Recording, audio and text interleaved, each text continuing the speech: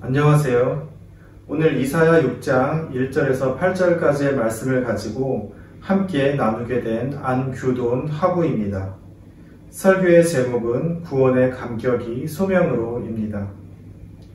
본문의 말씀은 많은 분들이 아시듯이 선지자 이사야가 하나님께 소명을 받는 장면입니다. 그런데 이 소명의 장면이 다른 구약의 선지자들과는 조금 다릅니다. 다른 선지자들은 대부분 여호와의 말씀이 누구누구에게 임하였다, 혹은 여호와께서 누구를 통하여 말씀하시니라 라고 하면서 시작되지만 이사야의 소명은 스토리가 있는 장면을 통해 완성이 됩니다. 오늘 이 소명의 장면을 통해서 하나님께서 우리에게 무엇을 말씀하시는지 함께 나눠보기를 원합니다.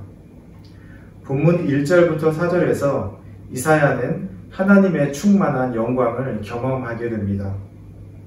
이사야는 보좌에 앉으신 하나님과 하나님을 찬양하는 스랍들을 보게 됩니다. 하나님을 모시고 있는 스랍들이 하나님의 거룩함을 찬양하는데 그 소리가 얼마나 큰지 문지방의 터가 요동하고 성전의 연기가 가득합니다. 하나님의 임재의 영광이 충만한 모습입니다. 그 영광이 얼마나 눈부셨든지 하나님을 찬양하는 스랍들도 눈을 가리고 있습니다. 5절 말씀은 이 하나님의 영광을 본 이사야의 반응입니다. 범접할 수 없는 하나님의 영광을 본 이사야는 자신이 곧 죽게 되었음을 깨닫고 탄식합니다. 이것은 하나님께서 출애굽기 33장 20절에서 모세에게 하신 말씀을 기억했기 때문입니다. 너는 내 얼굴을 보지 못하리니 나를 보고 살 자가 없음이니라. 거룩하신 하나님의 영광의 빛을 죄인된 인간은 결코 감당할 수 없습니다. 그래서 하나님의 임재 앞에 엎드려 굴복할 수밖에 없는 것입니다. 첫째 주에 공부한 누가복음 5장에서도 예수님이 주님이시라는 것을 깨달은 베드로의 모습이 나옵니다.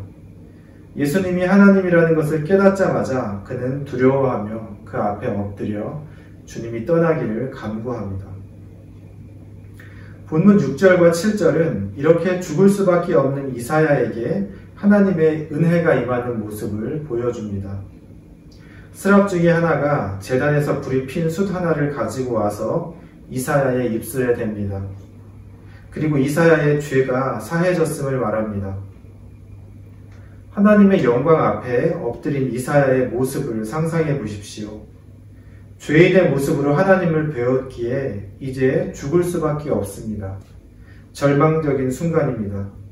그런데 바로 여기에서 반전이 일어납니다. 하늘성전 제단에서 스랍이 가져온 숯이 이사야의 입에 닿자마자 그의 죄악이 사해진 것입니다. 우리는 여기서 복음을 떠올리지 않을 수 없습니다. 죄악된 인간의 구원은 오직 하나님의 은혜로만 성취됩니다. 인간은 구원에 대해 스스로 할 수 있는 것이 아무것도 없습니다. 하나님의 존재를 인식하는 순간 죽은 자처럼 엎드릴 수밖에 없는 것입니다. 그러나 하나님께서는 그러한 인간에게 구원을 베풀어 주십니다.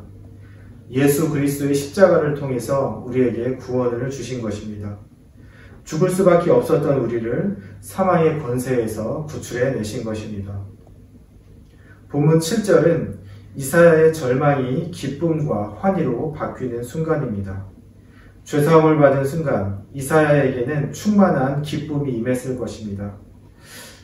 오늘 우리에게는 이러한 기쁨이 있습니까? 본문 8절입니다. 구원의 기쁨을 맛본 이사야는 이제 하나님의 부르심에 자원함으로 응답하게 됩니다. 구원의 감격을 느끼고 있는 이사야에게 하나님의 음성이 들려옵니다.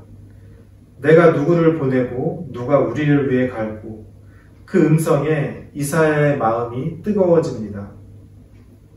방금 하나님의 구원을 경험한 이사야였습니다. 하나님의 영광 앞에 죽은 듯 엎드려 하나님의 처분만을 기다리던 이사야에게 하나님께서 죄사함의 은혜를 베풀어 주셨습니다. 슬픔과 탄식이 구원의 기쁨으로 바뀌었습니다. 이때 하나님의 음성이 들려온 것입니다. 이사야의 마음이 뜨거워집니다. 그래서 하나님께 외칩니다. 하나님이 찾으시는 그 사람이 바로 나라고, 내가 준비되어 있다고. 우리는 모두 구원의 감격을 경험했습니다. 그리고 그 감격은 비단 과거의 특정한 시점에만 느낄 수 있는 것이 아닙니다. 하나님 앞에서 내가 얼마나 큰 죄인인지 인식할 때마다 우리는 하나님의 은혜에 감격하게 되는 것입니다. 그러한 감격이 있다면 우리는 하나님의 부르심에 귀를 기울이게 됩니다. 그리고 열정과 헌신의 마음을 가지고 하나님의 부르심에 응답하게 됩니다. 내가 여기 있사오니 나를 보내소서라고 외치게 되는 것입니다. 헌신은 억지로 되는 것이 아닙니다. 하나님의 구원이 얼마나 크고 은혜로운지 경험할 때에 자발적으로 하나님께 드리는 것입니다. 결론을 맺기를 원합니다. 복음을 경험한 사람은 하나님의 부르심에 응답하게 됩니다. 따라서 무엇보다 우선되어야 할 것은 복음을 경험하는 것입니다. 복음이 복음될 수 있는 것은 거룩하신 하나님 앞에서 스스로가 죄인임을 깨달았기 때문입니다. 하나님의 진노가 임박해 있음에도 진노를 피하기 위해 스스로 할 수 있는 것이 아무것도 없음을 알 때 복음은 진정으로 기쁜 소식이 됩니다. 우리는 그 복음에 감격할 수밖에 없습니다. 그리고 바로 이때 우리는 하나님의 부르심에 귀 기울여야 합니다. 하나님은 복음이 나 한 사람 구원하는 데서 끝나기를 원치 않으십니다. 나를 통해 또 다른 누군가에게 복음이 전파되기를 원하십니다. 그래서 우리를 부르시는 것입니다. 우리는 모두 구원의 감격을 소유하고 있습니다. 매일 우리가 얼마나 죄인 됐는지 인식할 때마다 그 감격이 되살아납니다. 그렇다면 이제는 주님의 부르심에 주님, 내가 여기 있습니다. 나를 보내소서라고 응답해야 합니다. 그래서 먼저 구원의 감격을 회복하시길 권면드립니다. 그 구원의 기쁨에 흠뻑 젖으시기를 원합니다. 그리고 나서 내가 누구를 보내고 누가 우리를 위해 갈고 하는 하나님의 탄식을 들으십시오. 그리고 그 부르심에 응답하여 하나님께서 내게 맡겨주신 그 소명의 길을 가시기를 축복합니다. 감사합니다.